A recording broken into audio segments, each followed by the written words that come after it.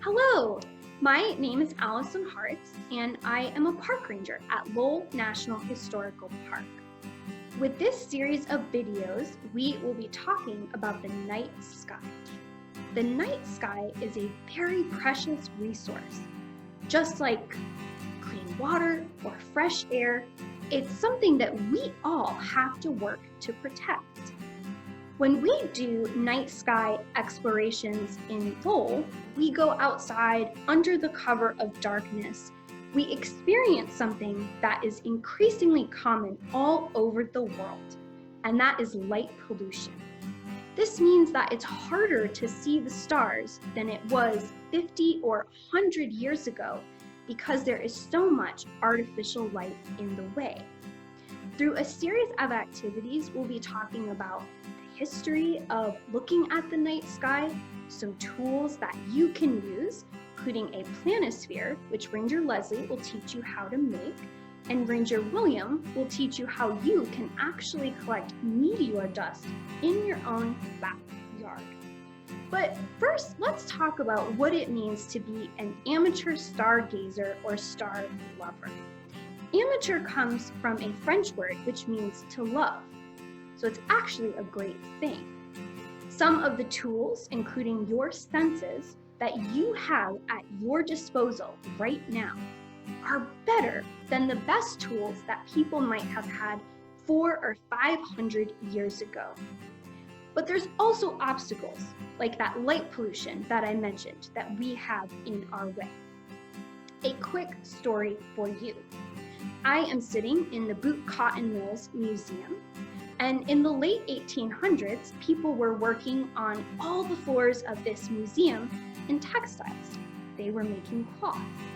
One of the people who received some of the profit from this mill was Percival Lowell.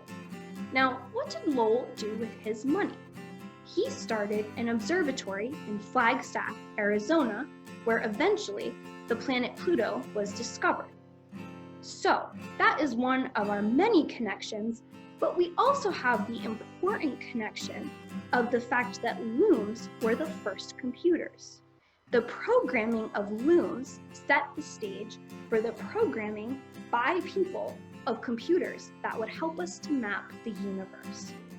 When we look up into the stars, we are doing something that people have done for many centuries. We are also taking a look at ourselves. We are also made of stardust, and we are staring at the same sky that every person who ever lived in Lowell or wherever you are from has gazed upon as well. So it's my pleasure to take you through a few tips of how you can do stargazing with some additional help.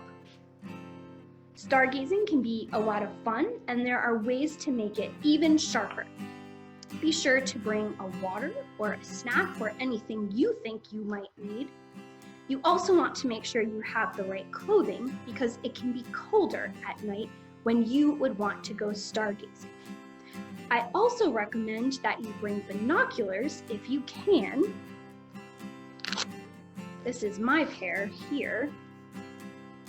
But if you don't have binoculars and you'd like to bring a flashlight, or you might need light while you're outside to see something, try to cover your cell phones or any light sources that you bring with red cellophane.